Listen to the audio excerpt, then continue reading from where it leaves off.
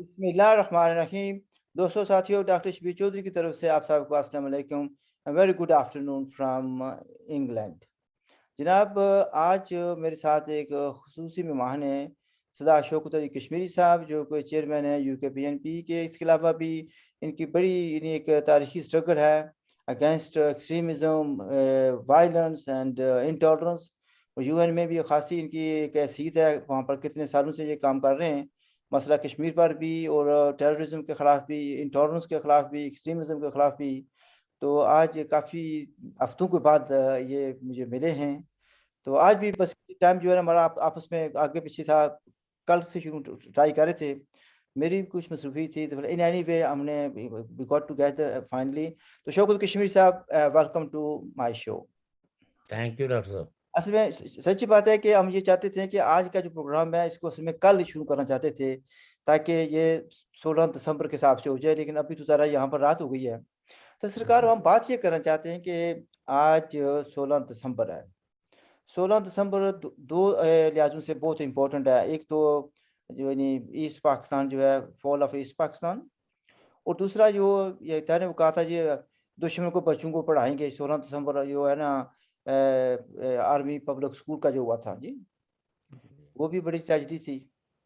तो उस दोनों लिहाज से ये काफ़ी तकलीफ दे भी है और इम्पोर्टेंट भी है। तो सबसे पहले तो मुझे ये बताएं कि 50 साल का हो गया बांग्लादेश, और आज सच बात है, मुझे तो बातें तल्खी करनी आती हैं, लाड प्यार मुझे नहीं आता किसी से, सीधी सी बात है। मुझे तो ये है कि मुझे पता है 2 ज़रबे 2 4 होते हैं, 3.5 या 4.5 नहीं होते। ठीक है। अब उस वक़्त ये कहा जाता था जी, शुक्र है जान छुटी है बंगालियों से। काले-काले रंग है इनके, छोटे-छोटे हैं, हमारे खूबसूरत जवानें, लंबी चौड़ी छाती है इनकी, गबरू जवानें। तो मुझे बताएँ कि गबरू जवानों ने ज़्यादा प्रोग्रेस की है 50 साल में, या छोटे कद वाले काले लोगों ने ज़्यादा प्रोग्रेस किया है? Who is better?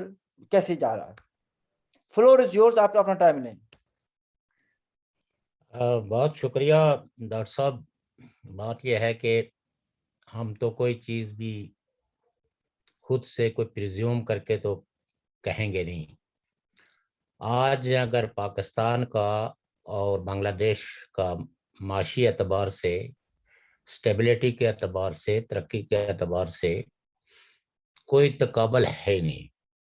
बल्कि कई एक फील्ड में तो उसने इंडिया को भी पीछे छोड़ दिया। चाहे वो बच्चों की शरह अमवात, उसमें बहुत कमी लाई गई है। पाकिस्तान के बच्चों की जो शरह अमवात है वो उससे तकरीबन 3 गुना ज़्यादा है। उनका GDP जो है वो पाकिस्तान से कई गुना ज़्यादा है, ऑलमोस्ट जो है वो 9% है, जबकि पाकिस्तान का 0.4%। वो या तो पाकिस्तान वो तो लोग कहते हैं कि क्या नाम कि खान आया था, चलिए आप जारी रखें। ठीक है। हाँ, तो इसी एतबार से यानी जो बच्चों की एजुकेशन है वहाँ 100% है, जबकि पाकिस्तान में अभी भी 73% जो है वो बच्चों की जो एजुकेशन रेट है अभी वो है। करोड़ों जो है ना, अभी जो है बच्चे स्कूल जो एज है उस उन पास स्कूल अवेलेबल नहीं है, जगह अवेलेबल नहीं होती उनकी। ठीक है जी, या भेजे नहीं जाते। वही साथ ये भी है ना कि जो जो रिजर्व्स हैं वो किसके ज्यादा हैं? वो तो ऑलमोस्ट पाकिस्तान से दुगने उनके हैं जो रिजर्व। इन्होंने तो इधर उधर से पकड़ दकड़ करके, कुछ सऊदी अरबिया से, कुछ IMF से, कुछ चाइना से पकड़ दकड़ करके तो जो रिजर्व किए हैं तो उनके तो अपने हैं, जैनमन हैं,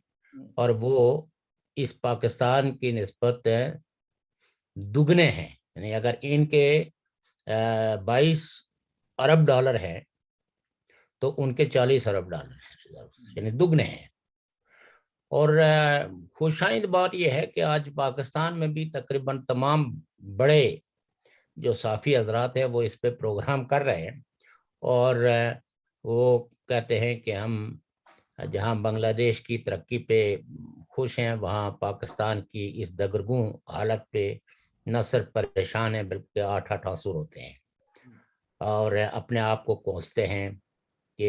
एक दौर था कि हमारे यहाँ ब्यूरोक्रेसी और सब ये प्रोपेगेंडा करते थे कि बंगाली हम पे बोझ हैं। तो उन्होंने तो बता दिया अपने टैलेंट का भी, अपने मेरिट का भी, اور ان کی جو اپنی زبان اور اپنے کلچر کے ساتھ جو محبت تھی، انہوں نے اپنی زبان کو بھی فروغ دیا.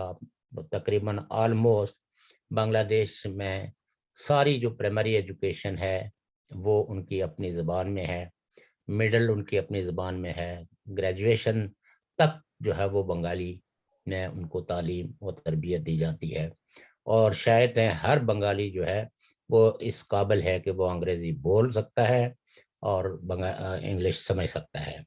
تو اس یعنی کوئی شاید ہی کوئی ایسا شعبہ ہو جس میں بنگلہ دیش نے آزادی کے بعد ترقی نہ کی ہو، اور پولیٹیکل سٹیبلٹی بھی ان کی ایکسیلنٹ ہے. ایک شعبہ میں بتا سکتا ہوں آپ کو جی کہ جب یعنی بنگلہ دیش ایسٹ پاکستان، مشرقی پاکستان سے بنگلہ دیش بنا، تو جی اس وقت وہاں پر جو سینئر آرمی کے آفیسر تھے وہ پاکستانی ٹرینڈ تھے، تو جی انہوں نے ٹیک اوور کرتے رہے. جب وہ یعنی آفیسر ختم ہوئے تو اس کے بعد کم سے کم ٹیک اوور کرنے والا مسئلہ جو ہے نا وہ ڈکلائن ہو گیا، ختم ہو گیا. تو اس لحاظ سے یہ کہہ لیں کہ وہ ترقی نہیں کر سکی کہ اپنے کیپٹل کو فتح کرنے والا جو مسئلہ تھا وہ ختم ہو گیا. نہیں، وہ تو آپ بالکل درست فرما رہے ہیں کہ بنگلہ دیش کی آرمی نے بھی پاکستان آرمی کی طرح کئی ایک ایڈونچرز کیے، بلکہ ان ایڈونچرز کے نتیجے میں آپ یہ کہہ سکتے ہیں کہ جو فاؤنڈنگ فادر تھے بنگلہ دیش کے شیخ مجیب الرحمان اور ان کی فیملی اور ان کی پارٹی کے کئی مقتدر رہنما قتل بھی ہوئے، شہید ہوئے. لیکن اس کے باوجود وہاں کی پولیٹیکل پارٹیز نے کرج دکھایا، ہمت دکھائی، قید و بند کی صحبتیں، یعنی بنگلہ دیش بننے کے بعد بھی وہاں کی جو سیاسی قیادت تھی انہوں نے بہت مشکلات اور مصائب دیکھے، اور انہوں نے بجائے کمپرومائز کرنے کے، بجائے بیانیے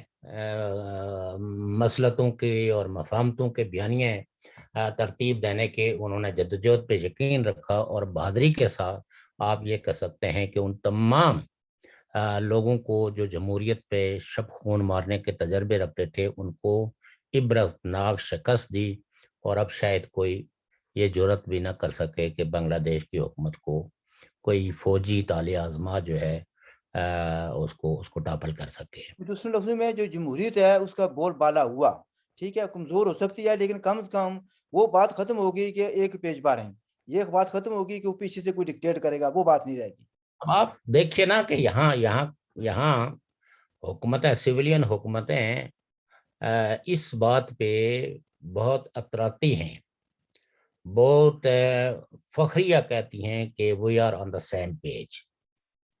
جبکہ یعنی فوج دوسرے لفظوں میں اس بات پر فخر کرتی ہے کہ ہم آرمی کی گود میں بیٹھے ہوئے ہیں، ٹھیک ہے. جبکہ کانسٹیٹیوشنلی آرمی جو ہے وہ ایک سب آرڈینیٹ ادارہ ہے جو سویلین اتھارٹی کے اندر ہے، پرائم منسٹر کے ماتحت ہے. لیکن یہاں جب وزیر اعظم ہی اس پہ فخر کریں کہ ہم ایک پیج پہ ہیں اور ہم ایک طرح کی، تو اس سے آپ اندازہ کر سکتے ہیں کہ پاکستان کی جمہوریت کتنی کمزور ہے. اور اس میں توانائی ابھی تک نہیں آ سکی کہ آج بھی جو اپوزیشن پارٹیاں ہیں آپ یہ دیکھیں کہ وہ کس طریقے سے بیانیوں میں بٹی ہوئی ہے، اور ہر پارٹی یہ کوشش کرتی ہے کہ اسٹیبلشمنٹ کا ہاتھ جو ہے وہ اس کے سر پہ ہو، اس کی آشیرواد حاصل ہو، تبھی جا کے تو ہم اقتدار کی منزل پہ پہنچ سکتے ہیں. بلکہ ایک دوسرے کو یا اپنی پارٹیوں کے اندر بھی ایک دوسرے کو تانا زدی کرتے ہیں کہ جن لوگوں نے بھی اسٹیبلشمنٹ کے خلاف سٹینڈ کیا تو ان پارٹیوں کو اتنا مارجنلائز کر دیا گیا کہ وہ آج ہیں پارلیمانی سیاست میں وہ نہ ہونے کے برابر ہے. تو یہ تو ہے پاکستان کی سیاسی صورتحال کا بھی. یعنی المیہ آپ دیکھیں کہ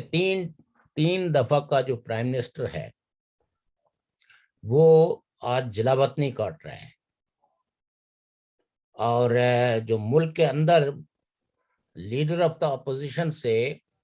لیڈر آف دا ہاؤس ہاتھ ملانا گوارا نہیں کرتا، چونکہ اس کو یہ خیال ہے کہ اگر میں نے کوئی اپوزیشن کے بارے میں کوئی نرم رویہ اختیار کیا تو شاید اسٹیبلشمنٹ جو ہے نا وہ ان کو بھی گود لے لے.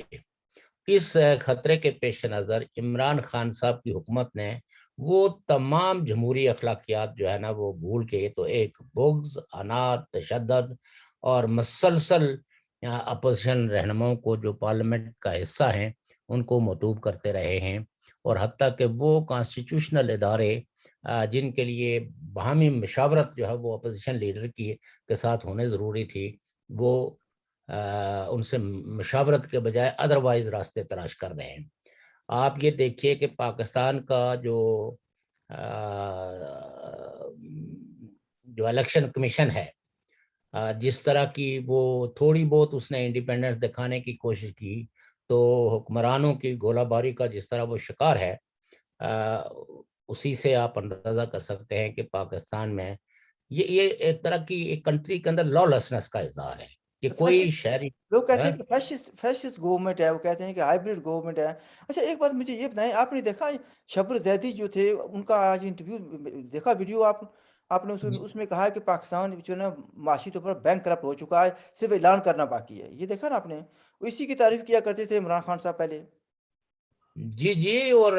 یہ بھی عمران خان صاحب کی بہت تعریف کرتے تھے، بلکہ یہ تعریف میں یہ سارے ہی لوگ اتنے رتب اللسان تھے، اور بعد میں شروع میں تو یہ حکومتوں کا بھی حصہ رہے ہیں۔ چونکہ باقی ماہرین معیشت تو یہی کہہ رہے تھے، لیکن جو پرو گورنمنٹ لائک شبر صاحب جو ہے، تو ان لوگوں کے منہ سے اس بات کا اقرار کرنا، آپ اس سے اندازہ کر سکتے ہیں کہ پاکستان کی معاشی حالت کتنی دگرگوں ہے کہ اچھا اگر شوق وہ صاحب شخص جی تھوڑا سا پھر پیچھے جب میں جانا پسند کروں گا، مثلا چلو جی ثانیہ ہو گیا اس پاکستان کا، یہ کیا سکوت ڈھاکہ ہو گیا۔ ویسے تو آپ اگر مطالعہ پاکستان پڑھیں گے تو کہیں گے جی، کہتے ہیں جی بنگالی اپنی جو ہے نا آزادی کو برقرار نہیں رکھ سکے، ٹھیک ہے؟ یہ نہیں کہتے کہ ہم سرنڈر کر کے، وہ نہیں کہتے۔ اچھا مجھے یہ بتائیں کہ پاکستان آرمی نے جی اس سے کوئی سبق سیکھا؟ جو موجودہ پاکستان ہے، اتنے بڑے المیے سے انہوں نے کوئی چیز سیکھی؟ مثلا محمود الرحمان جو کمیشن رپورٹ تھی، وہ تو سنا ہے کہ ابھی تک رکھی ہوئی ہے سنبھال کر، اور کچھ سیکھا نہیں ہے کہ، یا کم سے کم اگر سیکھا ہے تو کم سے کم مجھے پتہ نہیں، آپ روشنی ڈال سکتے ہیں؟ Unfortunately not. پاکستانی اسٹیبلشمنٹ نے، پاکستان کے فوجی جرنلوں نے تاریخ سے کچھ سبق حاصل نہیں کیا۔ یہی وجہ ہے کہ آج بھی وہ انہی سازشوں اور انہی دھندوں میں ملوث ہیں جو بیسیکلی کسی بھی ملک کی فوج اس طرح کے دھندے نہیں کرتی، وہ چاہے بزنس ہو، چاہے وہ ریل اسٹیٹ ہو، مطلب غرض کے ہر فیلڈ کے اندر۔ اور پھر پاکستان کے سارے ہی سویلین اداروں کی سربراہی جو ہے وہ ریٹائرڈ جنرلوں کے پاس ہے، اور حکومتوں کے بنانے اور بگاڑنے کے لیے آج بھی اگر آپ دیکھیں تو پیپلز پارٹی، نون لیگ، پی ٹی آئی، یعنی وہ کھیل جو انہوں نے 2018 کو شروع کیا تھا، آج بھی کوئی پالیسی میں فرق نظر نہیں آ رہا ہے، اور کوششیں یہ ہو رہی ہیں کہ کوئی اس طرح کی وہ الائنسز کریٹ کیے جائیں کہ ایک ہنگ پارلیمنٹ آئے، اور پھر ہم کنگ میکر کے طور پہ بیٹھ کے تو پورٹ فولیوز لوگوں کے تقسیم کرتے رہیں، کوئی پارٹی بھی جو ہے وہ اپنے تہیں جو ہے وہ اکثریت نہ لے جائے، چونکہ اچھا عمومی طور پر یہ سمجھا جاتا ہے کہ نون لیگ نے اس عرصے میں کافی پاپولرٹی لی ہے، تو پنجاب میں اس پاپولرٹی کو کم کرنے کے لیے بھی حال ہی میں آپ نے لاہور کے الیکشنز دیکھے ہوں گے کہ اس میں تمام پارٹیوں کو آپ کہہ سکتے ہیں کہ بٹھا دیا گیا، اور پیپلز پارٹی اور نون لیگ کا مقابلہ کروایا گیا، جس میں اگرچہ نون لیگ جیت گئی، لیکن پیپلز پارٹی جس نے جنرل الیکشن میں 5,000 ووٹ لیے تھے تو وہ 30,000 سے اوپر ووٹ لینے میں کامیاب ہوئی۔ لیکن آج خانے وال کے جو الیکشنز ہیں، آپ یہ دیکھیے کہ اس میں تقریباً ساری قابل ذکر پارٹیوں نے، اس میں تحریک لبیک پاکستان نے بھی الیکشن میں حصہ لیا، تو نون لیگ تو آلموسٹ جیت ہی گئی ہے، چونکہ 160 سے زائد پولنگ اسٹیشنوں کے رزلٹ میں نے سنے ہیں، اس کے مطابق تو اس کے 40,000 سے زیادہ ووٹ تھے، جبکہ پی ٹی آئی کا جو کینڈیڈیٹ تھا اس کے تقریباً 29,000 تھے۔ پیپلز پارٹی کے کینڈیڈیٹ نے کوئی 11,000، اور وہ جو ٹی ایل پی ہے اس کے جو ہے وہ کوئی 8,000 کے قریب ووٹ تھے. تو یہ ساری اصل میں تیاریاں، یعنی ان ضمنی الیکشنز کے اندر بھی اسٹیبلشمنٹ تجربے کر رہی ہے کہ اگر 3 پارٹیوں کا وہ کیا جائے تو وہ کیا صورتحال ہوگی، 2 پارٹیوں کی شکل ہو تو وہ کیا ہوگی، بجائے اس کے کہ جو نواز شریف صاحب ان کو کہہ رہے ہیں کہ بھائی آپ سیاست سے الگ ہو جائیں، آپ اپنے فرائض انجام دیں جو کانسٹیٹیوشن نے آپ کو تفویض کیے ہوئے ہیں، آپ سیاسی جوڑ توڑ میں. لیکن آئے دن کی خبروں میں آپ دیکھیں، آج ایک فوجی وقت جو ہے نا وہ چلا گیا ہے نواز شریف سے ملنے کے لیے، آج فلاں لیڈر سے ملے، آج فلاں سے ملے، آج اس کے کیس کو جو ہے. اور دوسری طرف عمران خان صاحب جو ہے وہ اس جمہوریت کی بقا کے لیے ایک لمحے کے لیے بھی سوچنے کے لیے تیار نہیں ہے، بلکہ وہ تمام سیاسی لیڈروں کو، اپوزیشن لیڈروں کو، ان کی ایک ہی خواہش ہے کہ ان سب کو میں جیل میں بند کر دوں، اور ان کو جو جیل مینول کے تحت جو بیسک فیسلٹیز مہیا ہے وہ بھی نہ ان کو دی جائے. اچھا تو مجھے فاشزم اور کیا ہوتا ہے کہ جب آپ اپنے مخالفین کی زبان بندی کر دیں، ان کو ہمیشہ آپ کی ساری سیاست کا مرکز جو ہے وہ یہ ہو کہ کس طرح اپوزیشن لیڈروں کو جو ہے وہ جیلوں میں بند کر کے تو ان کو اذیتیں پہنچائی جائیں. تو شوق صاحب اس نے جو کچھ میں نے پڑھا، آپ نے بھی یقیناً پڑھا ہوگا وہ چیزیں بھئی کتنا وہاں پر ظلم ناانصافی ہوئی تھی ایسٹ پاکستان میں. اور جس کو ٹائیگر نیازی کہتے تھے، عمران خان کے جو رشتہ دار تھے، انکل تھے، ان کا تو یہ ہے نا، وہ میں نے کوٹ بھی کئی بار کیا ہے، وہ کہتے ہیں اچھا پوچھتے تھے اچھا ابھی شیرو آج کا آپ کا سکور کیا تھا، یعنی کتنی لڑکیوں کو ریپ کیا آپ نے، ٹھیک ہے جی. اور پھر جب کسی نے جب تنقید کی تھی، میجر سے جنرل صاحب نے تنقید کی، میرے پاس ان کے نام بھی ہیں، تو انہوں نے کہا بھی یہ آپ کیا کرتے ہیں، یہ ان کو قرض کر رہے ہیں. تو انہوں نے کہا جی یہ لڑکے جو ہیں جہاں پر لوگ جو آئے ہوئے ہیں، یہ قربانیاں یہاں پر دیں، تکلیفیں یہاں پر دیں اور لڑائی یہاں پر لڑیں، تو اپنی سیکسبل نیڈز پوری کرنے کے لیے یہ جیل میں تو نہیں واپس جا سکتے، یا واپس ادھر تو نہیں جا سکتے، یہاں پر ہی کرنی ہے. تو یہ جسٹیفائی کیا جا رہا تھا. میں یہ اس لیے کر رہا ہوں کہ اب کچھ کتابیں لکھوائی جا رہی ہیں، ٹھیک ہے، کہ یہ نہیں یہ وہاں پر اتنا ظلم ناانصافی نہیں ہوئی جتنا کہ بتایا گیا تھا. اب اس میں کچھ جرنیل پاکستان کے اس وقت جو حضرت سرور جرنیل تھے، خادم راجہ صاحب کا بھی بڑا نام، میجر جنرل خادم راجہ صاحب کا بھی ذکر ہے، اور لوگوں کا بھی ذکر ہے، میں خود کچھ کتابیں پڑھی ہیں. تو یعنی دوسرے لفظوں میں جو انہوں نے غلط کاریاں کی ہیں اب ان کو بھی منیمائز کرنے کی کوشش کی جا رہی ہے. تو نہیں، آپ دیکھیے ایک جنرل تھے جو مشرقی پاکستان میں بھی تھے، میجر جنرل ابابکر مٹھا. میٹھا صاحب جی بالکل صحیح ہے. مٹھا صاحب نے ایک کتاب لکھی، اس میں اس نے باقاعدہ لکھا کہ میں نے اپنی ہائی کمان کو لکھا کہ یہاں ہماری آرمی لوگوں کے ساتھ اس قدر زیادتیاں کر رہی ہے اور بچوں کو پکڑ کے غائب کر رہی ہے، ان کو مار رہی ہے، تو لہٰذا آپ اس پہ ایکشن کریں. تو انہوں نے کہا ایکشن انہوں نے یہ لیا کہ مجھے، اور وہ جو نہیں ہے اس کے بانی ہیں آرمی کا، یہ سی جی ایس یا کا وہ ایک ہاں ہاں ہاں ہاں یہ special services group SSG. S S G کے وہ بانی ہیں. تو انہوں نے اپنی کتاب میں لکھا کہ وہاں بنگالیوں کے ساتھ جو ہے ہماری فوجیوں کا جو رویہ، خاص کر کے افسران کا رویہ، وہ اتنا بھیانک تھا. اور وہ اپنی کتاب میں ہی انہوں نے لکھا کہ وہاں جب یہ بچوں کو غائب کر دیتے تھے، ان کو اغوا کر کے، تو ان کی مائیں، ان کی بہنیں، ان کے عزیز و اقارب جو ہے وہ سڑکوں پہ بین کرتے تھے، احتجاج کرتے تھے. تو میں نے یہ لکھا کہ اس کی وجہ سے پورے بنگالیوں کے اندر ایک نفرت اور انتشار پھیل رہا ہے، لہٰذا اس پہ قابو پایا جائے. تو اس نے کہا کہ کوئی شخص بھی تیار نہیں تھا بنگالیوں کے ساتھ ہونے والے ظلم کو روکنے کے لیے، بلکہ اس طرح لگتا تھا کہ جیسے پاکستان کے حکام بالا نے یہ طے کیا ہوا ہے کہ اب بنگالیوں کو ہم نے مارنا ہے، اور ان کو ایسا سبق سکھانا ہے کہ تاکہ وہ کبھی حقوق کی بات یا آزادی کی بات اپنی زبان پہ بھی نہ لا سکیں. بلکہ یہ بھی کہا لیکن گیا نا جی کہ نسل بدلنی ہے ان کی، ٹھیک ہے نا، یہ لفظ ہاں، ہوں. جی جی جی، اچھا لیکن ایکچوئل آپ یہ یہ نہیں تو جنرل نیازی کا کیا بھی معروف قول ہے کہ ہم نے ان کی جو ہے وہ نسل کو تبدیل کرنا ہے. اچھا ویسے میں اس پر اگر مجھے یاد آئی تو رہی تو میں دوبارہ بات کروں گا، کیونکہ مجھے بھی کچھ کہنا تھا ایک پاکستانی کے والے سے یا ایک پٹھان کے والے سے. اچھا یہاں پر بات یہ آتی ہے کہ آپ یہ نہیں کہہ سکتے کہ ایکشن نہیں لیا، انہوں نے ایکشن لیا نا، بھائی جنرل مٹھا کو واپس بھیج دیا انہوں نے، ٹھیک ہے، ایکشن تو لیا نا. یہ تو وہی بات ہوئی نا کہ مثلاً جب اسمارٹ پرائم منسٹر آکسفورڈ کے ایجوکیٹڈ گو تھرڈ کلاس ڈگری تھی لیکن لی تو ادھر سے نے، تو انہوں نے جب ایک کہا جسٹس وزیر الدین کو کہ آپ تحقیق کریں کہ یہ کیا ہوا، جب وہ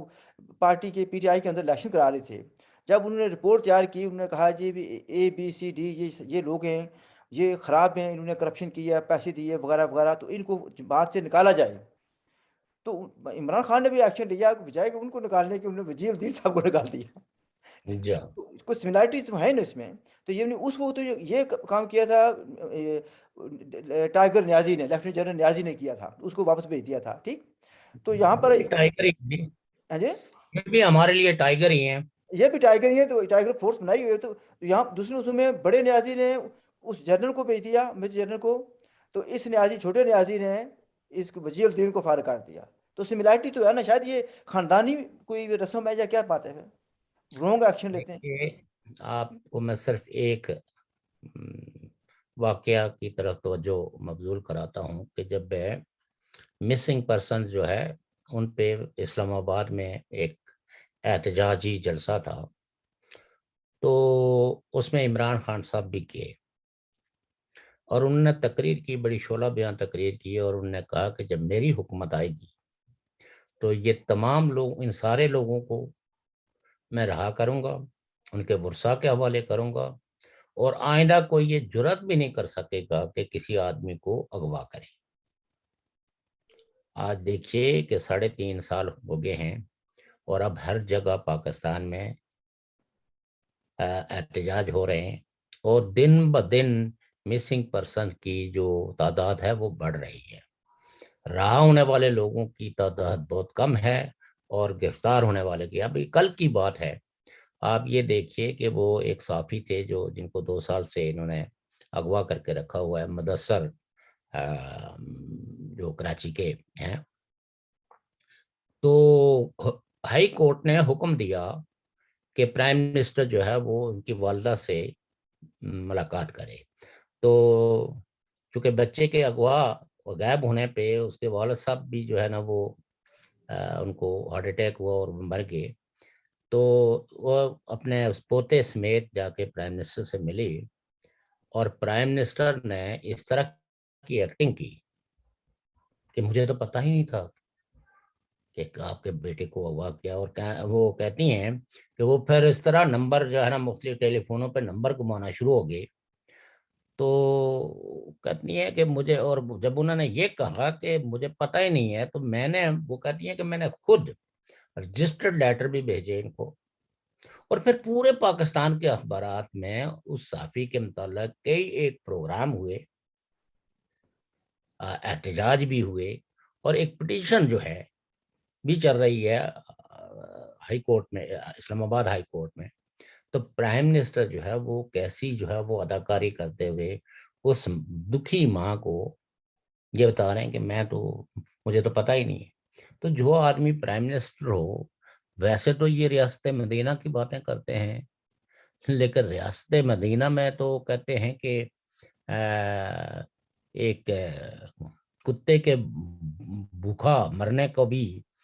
وقت کا جو خلیفہ تھا وہ اپنی ذمہ داری سمجھتا تھا۔ تو انہوں نے اس مدینہ کی ریاست سے کیا سبق سیکھا، کیا تعلیم لی؟ یہ تو بدنام کر رہے ہیں جی، ریاست مدینہ کو بدنام کر رہے ہیں۔ اچھا یہ شوق صاحب ایک بات اور میں پوچھنا چاہتا ہوں، 2 چیزیں یہاں پر ہیں۔ جی ایک میں چاہوں گا کہ یہ جو واقعہ ہوا تھا پشاور میں، بچوں کو شہید کیا گیا، ویسے تو والدین کہتے ہیں کہ ہم نے بچے شہید کرانے کے لیے نہیں بھیجے تھے، تعلیم کے لیے بھیجے تھے، آپ کی حفاظت میں تھے۔ اس پر کوئی پیش رفت ہوئی ہے؟ کس نے کیا تھا؟ آج کل تو کئی باتیں آ رہی ہیں کہ جن کا کام تھا بچوں کو بچانا انہوں نے خود ہی کیا تھا۔ ایک ریزن یہ بھی تھی کہ عمران خان کا جو دھرنا اس کو باعث طریقے سے ختم کرنا تھا کیونکہ فیلئر ہو گئی تھی۔ دوسرا کہ یہ بھی ایک ریزن دیا جا رہا ہے کہ مور پاور چاہیے تھی اسٹیبلشمنٹ کو، ایکشن جو ہے نا نیشنل ایکشن پلان جو ہے نا اس کو انہوں نے لینا تھا، اور کہتے ہیں کہ یہ سزا بھی دینی۔ تیسری بات یہ کہہ رہے ہیں کہ لوگ بھئی یعنی نواز شریف نے کوئی ہمت کی تھی کہ ایک فوجی کو سزا دی جائے، اس کے خلاف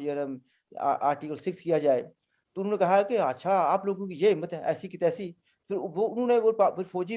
عدالتیں قائم ہو گئیں، اور सैकड़ों के हिसाब से वो ये सिविलियन को, ब्लडी सिविलियंस को फांसी दी गई। तो इस तरह की कुछ लोग बातें कर रहे हैं, तो इसके बारे में आप कुछ रोशनी डाल सकते हैं? देखिए, बात यह है कि उन बच्चों को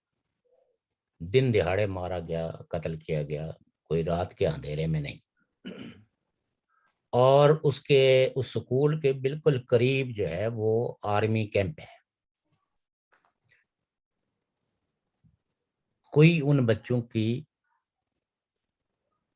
लिए जो है वो नहीं आया। चेक पॉइंट्स भी काफ़ी थे ना रास्ते में, वहाँ पहुँचने से पहले चेक पोस्ट काफ़ी थे। चेक पोस्ट तो आर्मी के थे ना, यस, लेकिन आर्मी का अपना मतलब यह है कि वहाँ जो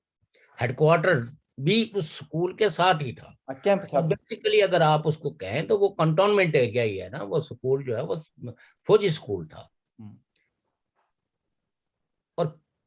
इतनी चेक पोस्टों को क्रॉस करके फिर जिस दीदा दलेरी के साथ बच्चों को कत्ल किया गया, यानी एक कत्लेआम होगा। मैं ये कहता हूं कि जिन्होंने इस प्रोग्राम को एग्जीक्यूट करने का मंसूबा बनाया, क्या वो इंसान कहलाने के हकदार हैं? और इसमें तो कोई दो राय नहीं है कि इसमें मिलिट्री और वो जो टीटी यानी टीटीपी तहरीक टीटीपी टीटीपी, ये लोग शामिल थे। और पाकिस्तान में एक तो ये भी है कि आप किसी को अगवा कर लें या किसी को कत्ल करते हैं तो कबूल उनसे करवा लिया जाता है कि हमने ये किया, हुँ, हुँ, ताकि बराह रास्त रियासत पे इल्जाम न आए। जबकि इनके अपने दूररस मंसूबे होते हैं और टारगेट्स होते हैं, उन टारगेट्स को अचीव करते हैं। यही वजह है कि इतने बच्चों का कत्लेआम हुआ, लेकिन उसकी तहकीक नहीं की गई। और आज भी बच्चों के वालिदैन के अगर इंटरव्यू सुने तो उनकी उंगलियां तो वो नहीं फौजियों की तरह, उस वक्त के जो राहिल शरीफ और ये सारे लोग थे। फिर जो है वो एहसान उल्ला एहसान हुँ, जो तर्जमान था, उसने इस वाक़े की जिम्मेदारी कबूल की थी। वो गिरफ्तार हुआ और जिस वक्त दबाव पड़ा कि इस आदमी को सजा दी जाए, क्योंकि ये उसको माफ, ये तो एक आप कह सकते हैं कि नेगोशिएशंस कर रहे थे बाकी रेस्ट ऑफ द ऑर्गेनाइजेशन के साथ कि ठीक है जी, आप भी आए, आप मेन स्ट्रीम हो, जैसे जैसे दीगर इन जो जो एक्सट्रीमिस्ट रिलीजियस ग्रुप्स हैं, ये मेन स्ट्रीमिंग के नाम पे उन्हें मतलब यह है कि दो तीन तरह के रोल्स दे रहे हैं हुँ, कि जहाँ मुखालिफिन को थ्रेट करना हो तो उसके लिए उनकी अलग जबान है,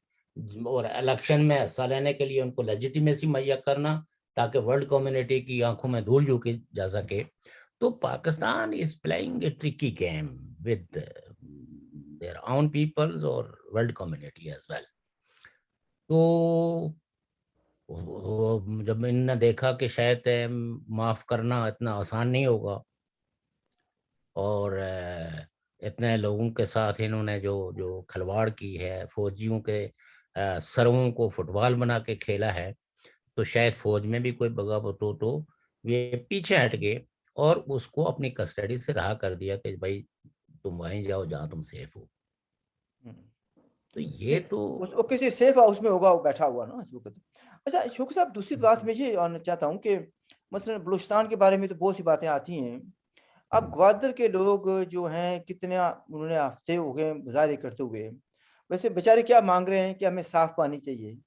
राइट टू लाइफ़ चाहिए हमें, ज़िंदा रहने का हक़ चाहिए, ठीक है जी? या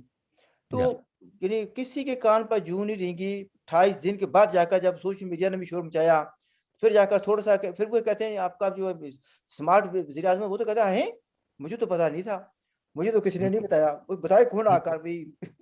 यानी वो एक आदमी ने उनको खत लिखा हुँ,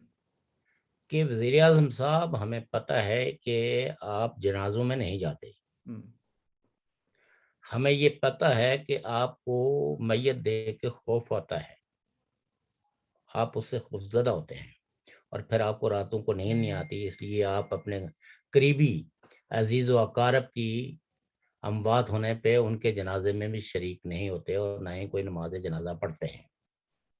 لیکن ہم آپ کو یقین دلاتے ہیں کہ یہ جو گوادر میں بیٹھے ہوئے لوگ ہیں یہ سارے زندہ ہیں، ان میں سے مردہ کوئی نہیں ہے. ہاں اگر دیر کر دی تو شاید، اور پھر آپ کے لیے تو جانا بالکل ہی مشکل ہو جائے گا. تو اس کے بعد انہوں نے شاید کسی وزیر کو کہا، اسد عمر کو، کہ جی آپ جا کے وہ کریں. تو بیسیکلی اور آپ نے بالکل درست فرمایا کہ وہ کہتے کیا ہیں، صاف پانی کی ڈیمانڈ کرتے ہیں، اور جو برسا برسے ان کی اپنی ملکیت ہے، اور پوری دنیا میں یہ مسلمہ اصول ہے کہ جو ساحل سمندر ہے وہ وہاں سے مچھلی کی ملکیت جو ہے وہ وہاں کے رہنے والوں کی ہوتی ہے. یعنی بیسیکلی یعنی ان وہ کے جو مچھلی روزگار اور فشنگ رائٹ اور ہیں، فشنگ رائٹ مانگ رہے ہیں اپنے، جس کو صدیوں ان کا رائٹ تھا، جس پر ان کی دال روٹی چلتی تھی، ٹھیک ہے، تو وہ چھین لیا گیا ان سے. وہ چھین لیا گیا. اور یہ جو ٹرالرز ہوتے ہیں یہ عام طور پر بہت گہرے سمندر میں مچھلیوں کے لیے استعمال ہوتے ہیں. یہ ساحل، لیکن وہ تو ساحل سے شروع ہوتے ہیں، اور پھر انہوں نے اس طرح کا سسٹم کیا ہوا ہے کہ وہ ساری مچھلی وہ پکڑ کے لے جاتے ہیں. یہ بیچارے دن بھر بھوکے پیاسے پھر شام کو آ جاتے ہیں، جن کی لائیولیہوڈ جو ہے کا سوال تھا. تو اس پہ آج تقریباً 29 ڈیز سے زیادہ ہو گیا. اور اسلامی جمہوریہ پاکستان، جسے یہ بڑے فخر سے کہتے ہیں خدا مملکت خدا داد، اس میں کسی آدمی کو دوسرے انسانوں کے دکھ درد مسائل غمی خوشی کا کوئی احساس نہیں ہے. اور پولیٹیکل پارٹیز بھی میں سمجھتا ہوں کہ وہ چھینا جپٹی میں اس قدر مصروف ہیں کہ جو دیگر عمومی مسائل ہیں ان پہ کوئی وہ سٹینڈ نہیں لے پاتی. اور وہ جو اسٹیبلشمنٹ نے ان کو ایک لولی پاپ دیا ہوا ہے، نون لیگ والوں کو الگ دیا ہوا ہے، پیپلز پارٹی والوں کو الگ دیا ہوا ہے، وہ جو تحریک لبیک والوں کو ایک الگ، اور پی ٹی آئی تو چونکہ اقتدار میں ہے تو اس کو لولی پاپ نے اس کو تو طاقت دی ہوئی ہے. اور آپ یہ دیکھیے کہ اتنی بڑی اپوزیشن صرف مطالبہ یہ کر رہی ہے کہ آپ نیوٹرلائز ہو جائیں. آپ پولیٹیکل افیئرز میں کوئی یہ مطالبہ نہیں کر رہے ہیں کہ آپ کو ہم سزائیں دیں گے، آپ کے کرتوتوں کو بے نقاب کریں گے، اس پہ کوئی کرتا سے عبیز شائع کریں گے. یہ خواہش کر رہے ہیں، اور اس لیے کہتے ہیں کہ نواز شریف کا بیانیہ سخت ہے. ان کی پریزنس میں ہم ان کے بھائی شہباز شریف، جو اگرچہ مفاہمت کے بہت بڑے علمبردار ہیں، لیکن بھروسہ کیسے کیا جائے. اور اب ہیں ان کی دوبارہ جو ہے وہ ان کو جیل کا راستہ دکھایا جا رہا ہے کہ، اور میرے خیال میں شاید اگلے ہفتے تک ان کو جیل بھیج دیا جائے، چونکہ کچھ گرفتاریاں جو ہے نا، یہ فیصلہ ہو چکا ہے کہ مسلم لیگ نون کے سرکردہ لیڈروں انکلوڈنگ شہباز کو، انکلوڈنگ مریم کو گرفتار کیا جا سکتا، نیک بنا کر، کیا کہتے ہیں، کیسز بنا کر، ٹھیک ہے جی. اچھا اب چلیں، یہ تو پاکستانی بدنصیبی ہے ان کی. اچھا مجھے یہ بتائیں کہ جو ہمارا خطہ ہے، جس کو جموں کشمیر کہہ سکتے ہیں، یا پی او کے کہہ سکتے ہیں، گلگت بلتستان کہہ سکتے ہیں، یا اوور آل مسئلہ جموں کشمیر کا، اس کا کیا اثر کر رہے ہیں یہ؟ دیکھیے آج کل تو وہاں جو صورتحال ہے، ایک تو یہ ہے کہ دو چیزیں تو انہوں نے جو نان سٹیٹ ہیں ان کے لیے قوانین میں نرمی کر کے، ترمیم کر کے، تو ان کی اپائنٹمنٹس کی ہیں جو ریاست جموں کشمیر کے باشندے نہیں ہیں. دوسرا ایک اور ایڈورٹائزمنٹ کی ہے اشتہار، اس میں بھی انہوں نے کہا کہ ترجیح جو ہے وہ تو ریاست جموں کشمیر کے باشندوں کو دی جائے گی، لیکن اگر ان میں سے کوئی نہیں ملا تو پھر پاکستان سے ہم لوگوں کو لیں گے، اور وہ بھی درخواستیں دے سکتے ہیں. اب سوال یہ پیدا ہوتا ہے کہ کیا ان 74 سالوں میں آزاد کشمیر کے لوگ ڈفرینٹ شعبجات میں کوئی اتنی ایکسپرٹیز نہیں رکھ سکے کہ آپ کو اشتہار میں غیر ملکیوں کو بھی آفر کیا ہے. پھر ایک اور خبر جو ہے جو بہت سرگرمی سے جو ہے وہ آ رہی ہے، تواتر کے ساتھ لوگ بتا رہے ہیں، وہ یہ ہیں کہ لشکر طیبہ، جیش محمد، یعنی جتنی جہادی اور حزب المجاہدین، جتنی بھی جو جہادی تنظیمیں ہیں، ان تنظیمیں کے لوگوں کو آزاد کشمیر کے اندر سرکاری جاب میں، یعنی ٹیچنگ میں اور مختلف شعبۂ زندگی میں ان کو نوکریاں دی جا رہی ہیں ترجیح بنیادوں پہ۔ یہ بھی ایک بہت بڑا ایک الارمنگ صورتحال ہے، اور دھیرے دھیرے جو اسٹیٹ سبجیکٹ ہے اس کو اروڈ کیا جا رہا ہے، اس کی اروین ہو رہی ہے۔ گلگت بلتستان کو تو پہلے ہی انہوں نے فتح کر لیا تھا اسٹیٹ گلگت بلتستان میں تو 1954 میں تو انہوں نے اسٹیٹ سبجیکٹ کو باقاعدہ ابروگیٹ کر دیا۔ ٹھیک۔ اور آپ یہ دیکھیے کہ گلگت بلتستان کی ساری پارٹیاں ارسپیکٹو، جو صوبہ چاہتی ہیں، جو آزادی چاہتی ہیں، سب پارٹیوں کا ایک متفقہ مطالبہ ہے، اور وہ ہے کہ یہاں اسٹیٹ سبجیکٹ لاگو کیا جائے۔ وجہ کیا ہے کہ ان کو جو فیر ہے کہ دھیرے دھیرے پاکستان باہر سے لوگوں کو لا کے بسا کے ہماری زمینیں فروخت کر کے آنے پانے، تو ہمیں اقلیت میں بدلا جا رہا ہے، ہمارا کلچر چینج کیا جا رہا ہے۔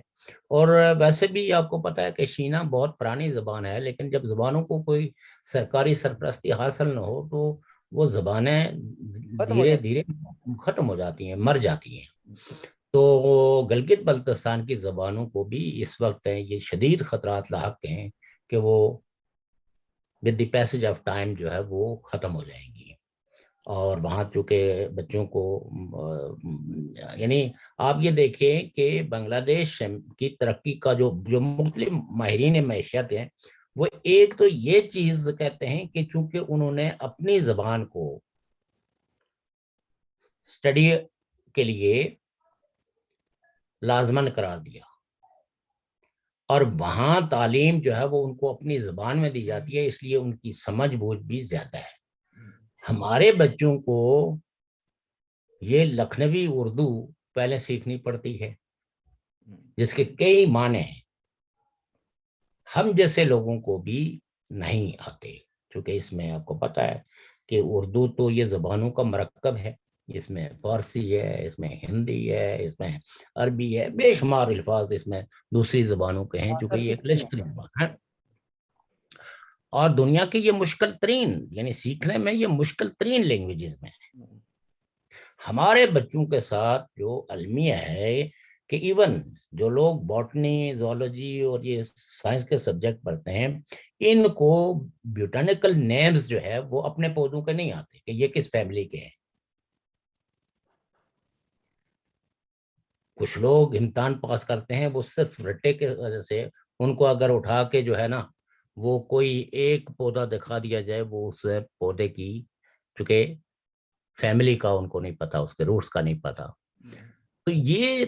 تو یہی وجہ ہے کہ ہمارا جو معیار تعلیم ہے وہ اتنا پست ہو چکا ہے کہ آپ ڈگری تو کہہ سکتے ہیں، لیکن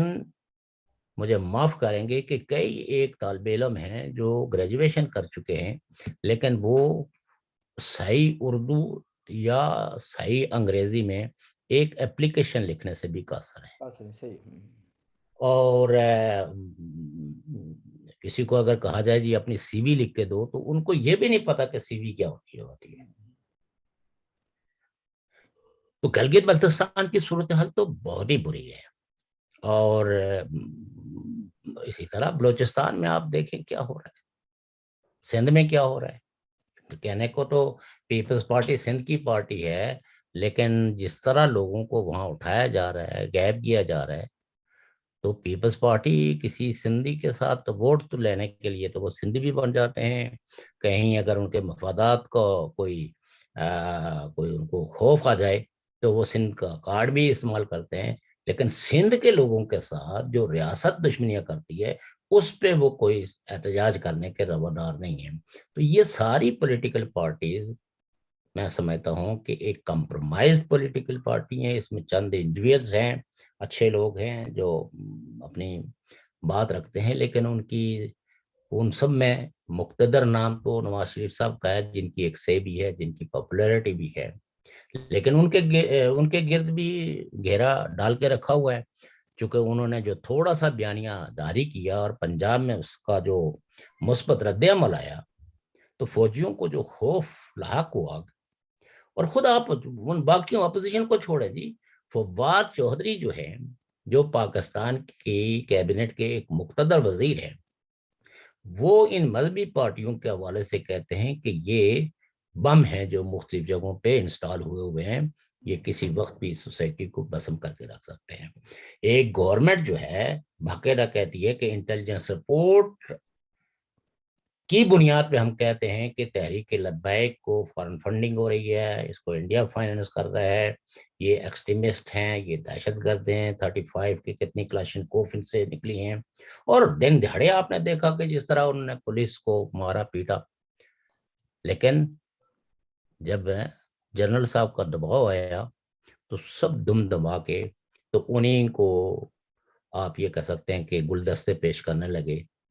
آپ اور گلے وہ لگا جو دیا۔ اچھا، ہاں ٹورڈز دی اینڈ میں یہ جاننا چاہوں گا بھی آپ نے ذکر کیا کہ کس طریقے سے اسٹیٹ سبجیکٹ لاء کی وائلیشن ہو رہی ہے ان سو کال آزاد کشمیر میں بھی،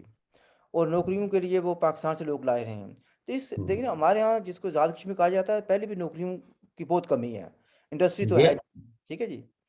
تو اس کا پھر کیا اثر پڑے گا؟ یعنی ہمارا اپنا مستقبل کیا ہے؟ دیکھیے جی، پاکستان کے زیر انتظام تو میں فرینکلی اور آنیسٹلی کہتا ہوں، یہ کوئی کسی دشمنی کی بنیاد پہ نہیں، یا اپنے کسی بیانیے کے بنیاد پہ نہیں،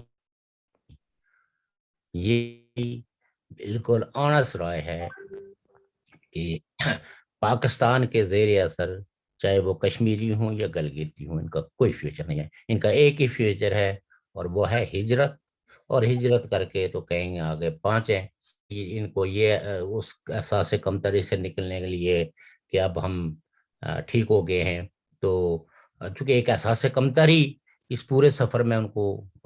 پیدا ہو جاتی ہے، وہ پھر وہاں کے کوئی وزیر آتا ہے، کوئی MLA آتا ہے، اس کا استقبال کر کے اس کے روٹی کا انتظام کر کے، اس کو کوئی گفٹ شفٹ دے کے، فوٹو کھنچوا کے، تو یہ بیک ہوم یہ احساس دلانے کی کوشش کرتے ہیں کہ میں بھی اب معزین علاقہ میں شامل ہو گیا ہوں۔ یہ ڈائسپورا جس کا ایک ڈیفرنٹ رول ہوتا ہے، دنیا بھر کا ڈائسپورا جو ہے وہ حکمرانوں کا احتساب کرتا ہے، اپنے لوگوں کی زبان بنتا ہے، اپنے لوگوں کے ساتھ ہونے والی ظلم زیادتیاں جو ہے ان پہ وہ پروٹیسٹ کرتے ہیں۔ آپ دیکھیں، آپ کے دو دریا دکو دکی سے، زور زبردستی سے دو دریاؤں کا رخ موڑ دیا گیا، اور آج جو انوائرمنٹلسٹ ہیں وہ یہ کہتے ہیں کہ مظفر آباد کے لیے یہ تباہی اور بربادی تو ہے ہی ہے، لیکن اس سے بہت منفی اثرات خطے پہ بھی پڑیں گے۔ سی پیک کا بھی یہی عالم ہے کہ چائنا کے مفادات کے لیے چند تکوں کی خاطر انہوں نے جو ہے وہ پورا پاکستان چائنا کو لکھ کے دے دیا ہے، اور اب جو گلوبل وارمنگ میں اور گلیشیئرز کا جو ملٹ ہو رہے ہیں، تو اس پورے پروجیکٹ میں کوئی ایک سنگل اماؤنٹ جو ہے وہ نہیں رکھا گیا for the reservations of environment. تو انوائرمنٹ یہ ساری چیزیں جو ہے وہ اتنی ہمارے لیے تباہی و بربادی کی ہیں، اور اور چونکہ یہ وائسلیس لوگ ہیں، جو سرزمین جو اندر وہاں جو لوگ رہتے ہیں، دیکھیں وہاں جتنا ظلم اور زیادتی بھی ہو جائے، پرابلم یہ ہے کہ ان کی وائسز، آپ ہو گئے، میں ہو گیا ہیں، وہ تو اٹھاتے ہیں، لیکن کوئی حکومت جو ہے وہ ان لوگوں کی طرف ہے نگاہ رحم کرنے کے لیے تیار نہیں ہے، وہ اپنے وہی اسٹریٹجک انٹرسٹ کی خاطر جو ہے وہ لگے ہوئے ہیں۔ تو یہ بڑی مطلب یہ ہے کہ ایک سیٹ بیک ہے ہم کشمیریوں کے لیے کہ ہماری کوئی آواز، ہمارے ساتھ ہونے والی زیادتیوں پر کوئی بھی شخص ہم آواز ہونے کے لیے تیار نہیں ہے۔ لیکن یہ آپ نے، ہم نے یہاں لابنگ کرنی ہے، یہاں کی انفلوئنشل فورسز کو سینسٹائز کرنا ہے کہ ہمارے لوگوں کے ساتھ جو کچھ ہو رہا ہے اس پہ توجہ دی جائے، چاہے وہ انوائرمنٹ کے ایشو ہیں، چاہے وہ واٹر، کلین ڈرنکنگ واٹر کے ایشوز ہیں، چاہے وہ لوگوں کے روزگار کے ایشوز ہیں، ان سارے ایشوز کو میں سمجھتا ہوں کہ ہمیں کلیکٹیولی اور بہت فورسفلی جو ہے ان کو ترجیح نمبر 1 کے طور پر. ڈاکٹر صاحب آخر میں میں آپ سے یہ کہنا چاہتا ہوں 2 جی چیزیں مختصر. ایک تو آپ نے ذکر کیا تھا گوادر کا، ٹھیک ہے جی، وہ جی لوگ احتجاج کر رہے ہیں، رائٹ ٹو لائف چاہتے ہیں، جو ان کا لائیولیہوڈ ہے، فشنگ رائٹس وغیرہ وہ کیے جا رہے ہیں. دوسری طرف آپ نے مظفر آباد کا ذکر کر لیا، اس ریجن کا کر لیا، یعنی جو دریاؤں کا رخ موڑ دیا گیا، پانی پینے کا پانی یہاں بھی نہیں مل رہا، پرابلمز آ رہے ہیں، انوائرمنٹل ایشوز ہیں. تو کیا جی میں یہ پوچھ رہا ہوں، مجھے نظر آتا ہے کچھ ویو یہ پایا جاتا ہے کہ جو گوادر کے لوگ ہیں، لوکل لوگ جو ہیں، ایسے ہو جاتے ہیں لوگ، یعنی اسٹیبلشمنٹ چاہتی ہے کہ ایسے حالات پیدا کیے جائیں کہ وہ ہجرت پر مجبور ہو جائیں، وہ اپنے علاقے کو چھوڑ دیں، چلے جائیں. اسی طریقے سے یہ جو ہے نا مظفر آباد، کیا ان لوگوں کو بھی ہجرت پر مجبور کیا جا رہا؟ جب انوائرمنٹل ایشوز بنے گے، پینے کا پانی نہیں ملے گا، روزگار کے لیے بھی باہر کے لوگ آ رہے ہیں، تو ایسی کوئی صورت تو نہیں بن رہی؟ دیکھیے مظفر آباد کا ٹنل یعنی کھودنے کی وجہ سے پہاڑوں کا مطلب یہ جو اپریرین پارٹ ہے یعنی پہاڑی علاقہ ہے یس یس ہاں. اور ہماری موسٹلی آبادیاں جو ہے وہ اپریرین پارٹ میں رہتی ہیں. اب وہاں پانی کے جو قدرتی چشمے تھے جب نیچے جو ہے وہ ہول ہو گیا تو وہ چشمے پانی جو ہے نا وہ خشک ہو گیا, پانی غائب ہو گیا. اور اس کی وجہ سے کئی لوگ جو ہے وہ پانی کی تلاش میں اپنے مال و مویشی سمیت وہاں سے ہجرت کر گئے. تو یہ تو پلان ہے ان کا کہ لوگوں کو آزاد کشمیر کے اندر اتنا مجبور کیا جائے کہ الٹیمیٹلی یہ لوگ ہجرت کریں, کوئی آ کے پنجاب میں بسے, کوئی لاہور میں بسے, کوئی کہیں بسے, کوئی کراچی جائے, تاکہ یہ علاقہ خالی ہو, کیونکہ اس کے اندر جو قدرتی ذخائر ہیں, وسائل ہیں, ان کو وداؤٹ اینی تھریٹ یہ یوز کر سکیں. ابھی بھی ان کو کوئی بڑی تھریٹ نہیں ہے, لیکن پھر بھی لوگ چھوٹا موٹی آواز تو بلند کرتے ہیں. صحیح ہے. اور اس پہ جو ہے نا اور بلوچستان میں تو آپ یہ دیکھیں نا کہ انہوں نے بمباریاں کر کے ہیوی ویپنز یوز کر کے تو کئی لوگوں کو ہجرت پہ مجبور کیا, جو مزاحمت کرنے والے لوگ تھے, کوئی افغانستان میں, کوئی پہاڑوں میں چلے گئے لوگ آگے پیچھے. اب وہاں وہی لوگ رہتے ہیں جن کو آپ کہہ سکتے ہیں کہ یہ سدھائے ہوئے لوگ ہیں. جیسے آزاد کشمیر میں بھی ایک نسل ہے جس کو سدھا دیا گیا ہے, اور اب ان کو جس طرح آپ ان کو ہم مینٹل سلیوز کہتے ہیں, یعنی ان کو ذاتی غلامی کا احساس بھی نہیں. مینٹل سلیو ایسے ہی جیسے فرض کریں کہ گھوڑے کو آپ سدھا دیتے ہیں تو اس کو جو گھوڑے کا تو کوئی کام ڈانس کر رہا نہیں ہوتا, لیکن سدھایا ہوا گھوڑا ڈانس بھی کرتا ہے, وہ ہر طرح کی اداکاری کے لیے تیار ہوتا ہے جس مالک نے اس کو سدھایا ہے. تو یہ تو یہاں ایک ایسی نسل ہے جو نسل سدھائی ہوئی ہے, اور ان کو اپنے قوم, اپنے علاقے کے مفادات سے کوئی غرض نہیں ہے. تو ابھی جو وہاں گوادر میں ہوا تو گوادر کی آپ کو رپورٹس آ چکی ہوئی ہیں کہ پاکستان نے چائنا کو لکھ کے دیا ہوا ہے کہ 90% جو ہے کا جو ریونیو ہے وہ چائنا وصول کرے گا, اور پاکستان کو انہوں نے 9% رکھا ہوا ہے. تو ظاہر ہے کہ یہ آبادی اگر وہاں رہے گی, یہ احتجاج بھی کرے گی, الٹیمیٹلی یہ تو ایک بڑے پیمانے پہ ایک انتفاضہ بھی ہو سکتی ہے, کیونکہ اتنے جس بڑے پیمانے پہ خواتین, مرد, بچے, بوڑھے باہر آئے ہیں اور پھر کنٹینیوسلی انہوں نے دھرنا دیے رکھا ہے, تو یہ بہت بڑی کسی انقلابی تحریک کو جنم دے سکتے ہیں جس میں ان کے خواب درے کے درے رہ جائیں گے. اور لیکن چونکہ ان چیزوں پہ جو ان کی ڈیمانڈ ہے اس پہ اگر پاکستان کی گورنمنٹ اس کو فلفل کرتی ہے تو پھر تو لوگ وہیں رہنا وہ کریں گے, جبکہ چائنا کی خواہش یہ ہے کہ پاکستان گوادر کے گرد و نواح میں جو بھی آبادی ہے اس کو مائگریٹ کرے, چاہے وہ کراچی لے جائے تو چاہے وہ پنجاب میں لے جائے. چائنا چاہتا ہے کہ وہاں آبادی نہیں ہونی چاہیے.